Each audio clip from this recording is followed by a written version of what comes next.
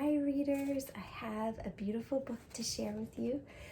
I have been picking a couple books this week that have sort of a summery theme to them because it's the last week of school for many of you. So proud of you. You made it through this crazy school year. We sure miss seeing you at school, but we're so proud of you for doing your best that you could, staying safe at home and trying to learn while you were at home. We're so proud of you. So I have a beautiful story called A Butterfly is Patient.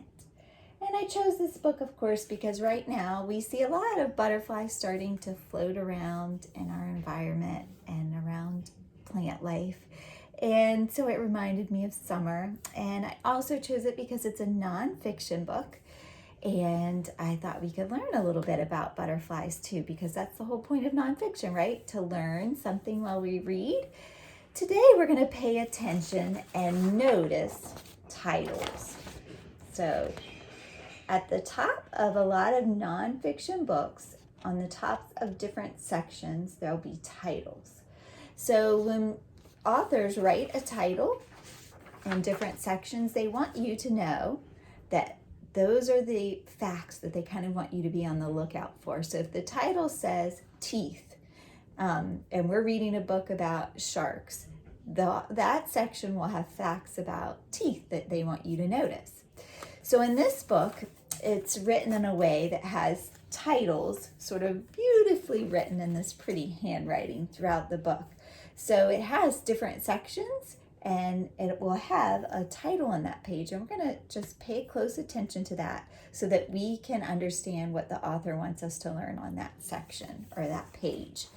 And as we're reading, I want you to be on the lookout for two juicy words. And these words are actually in two of the titles that we will see. One of the first ones is the word protective. And protective means that you try to keep someone safe, right? You're like in this picture, that mommy dog is very protective of her baby. She doesn't want anything to happen to it or get harmed, so she's protective. She wants to keep it out of harm's way, keep it safe. So if you're protective, you want to keep something safe. So lots of moms and dads, grandparents, aunts and uncles are protective over you. So we'll be on the lookout for that word. The next word is spectacular. And spectacular means something is out of this world beautiful. Like you can't help but look at it. It catches your eyes. It's spectacular. And butterflies are pretty spectacular. So we're going to be on the lookout for that word, and protective. And remember that we're going to be focusing in on the title of each page or section that has a title to kind of understand what the author wants us to know about. All right, so this is A Butterfly is Patient, written by Diana Hutz Aston, illustrated by Sylvia Long. A Butterfly is Patient. Beautiful cover already, right? It's just an up-close picture of a butterfly wing, it looks like. Ooh, and what do butterflies start out as? Well, eggs and then caterpillars. And here's a whole lot of caterpillars. Tons and tons of, and they have names of them all. We could sit and learn some of the names if we wanted. A butterfly is patient. All right, here is our first title. A Butterfly is Patient.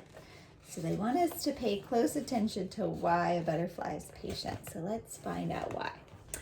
It begins as an egg beneath an umbrella of leaves, protected from rain, hidden from creatures that might harm it, until the caterpillar inside chews free from its egg. Tiny and wriggly, it's hungry to grow.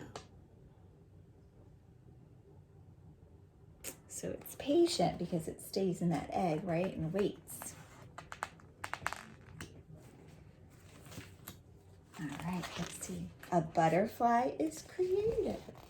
So let's see how we can learn how it's creative. Let's see what facts we can find out. A caterpillar feeds on leaves, eating so much that it must molt or shed its skin.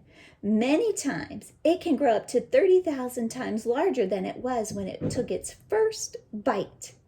Once a caterpillar has eaten all that it needs, it creates a protective covering called a chrysalis. Curled inside the chrysalis, it's growing wings. Now it's time for metamorphosis, changing from one form to another. So it's creative because it can create its body. It can make its body into different things, right? It starts off as that egg, and then it eats and eats and eats, and then goes into forming a protective shell, which is called a chrysalis. And then inside, it's creating a new body. That's a butterfly. That is pretty creative.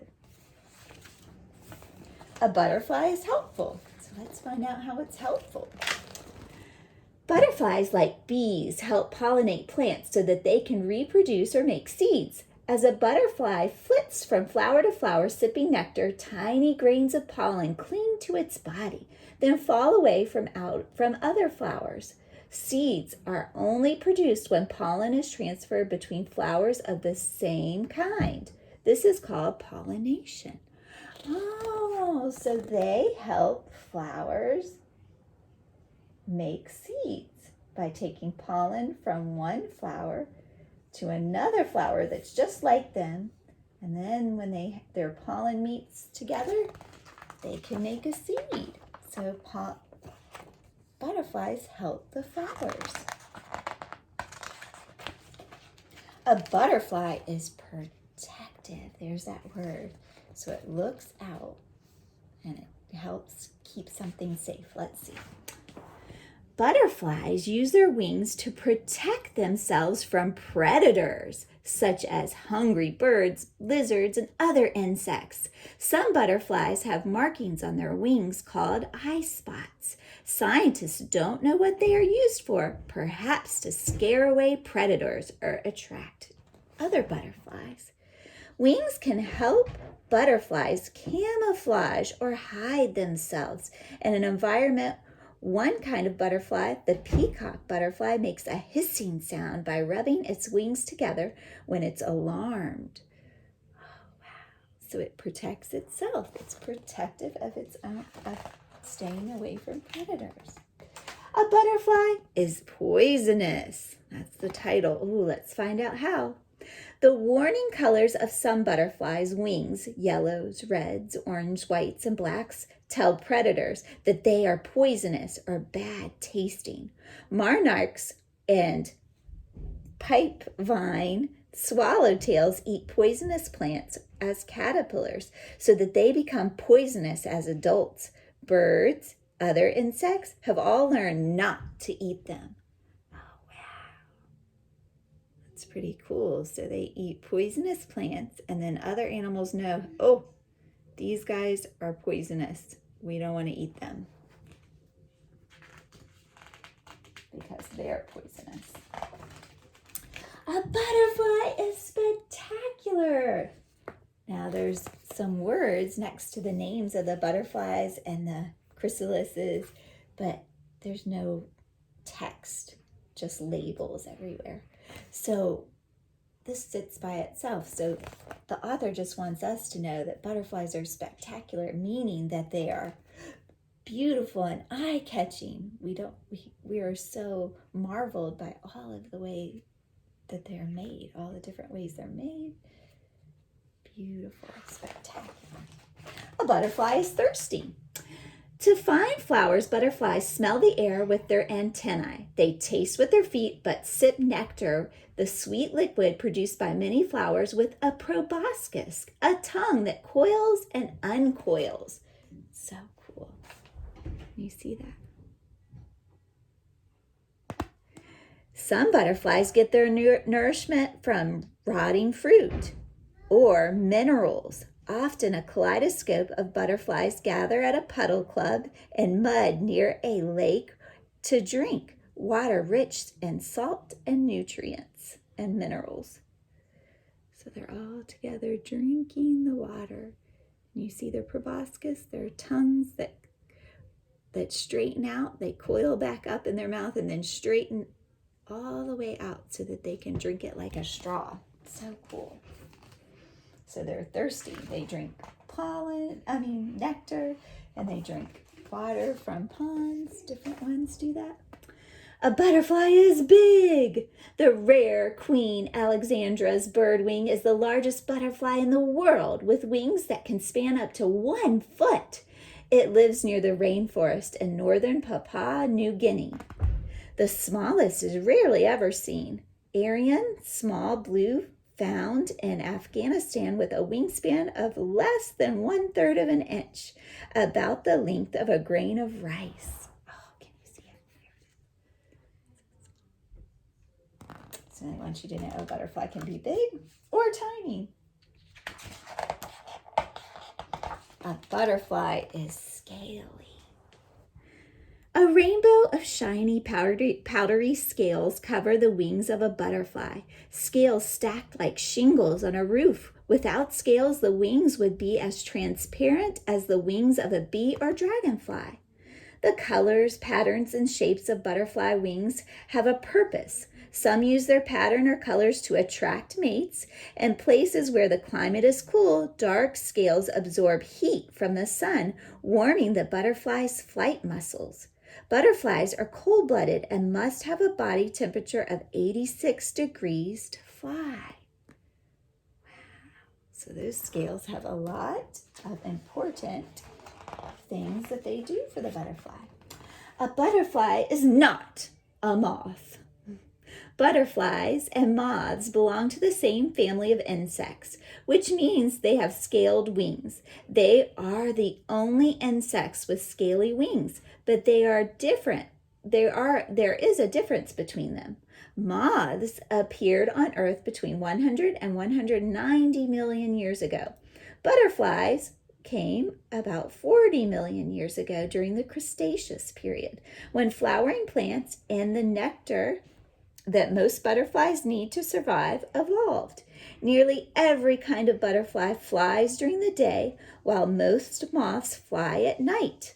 A moth spins a cocoon made of silk, while a butterfly wraps herself in a chrysalis or exoskeleton made from its skin. Ooh, so we learned the difference between a moth and a butterfly here. A moth mostly flies at night, and that makes sense, right? We see them at our lights in the nighttime, right? And then butterflies fly during the day. Moths have cocoons, and butterflies have chrysalises. A butterfly is a traveler. Oh, so it goes places. Let's find out. Most butterflies, such as red admiral or the common buckeye, migrate a short distance to find a warmer place, but some, like the monarch, travel very far. Although monarchs weigh only as much as a few rose petals, they can fly almost 3,000 miles from Canada to their winter home in Mexico at a rate of 20 miles per hour. Glider pilots have reported seeing monarchs flying at the altitude of 11,000 feet, higher than some clouds. Wow, they are amazing.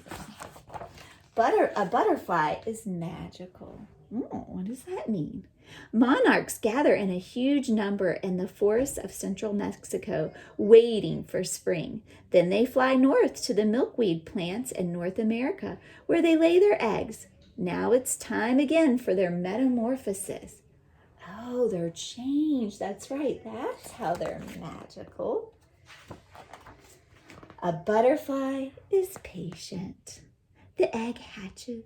The caterpillar emerges, feasting on leaves before it wraps itself into a warm, protective chrysalis, patiently waiting.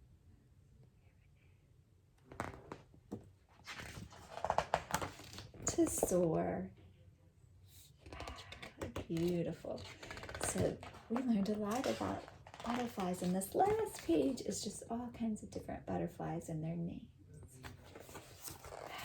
Did you notice how the titles helped us understand what facts we needed to know on those pages that the title accompanied? Good readers notice titles to help them understand the facts the author wants us to notice. So notice titles when you're reading nonfiction books. It'll help you get the information the author wants you to know.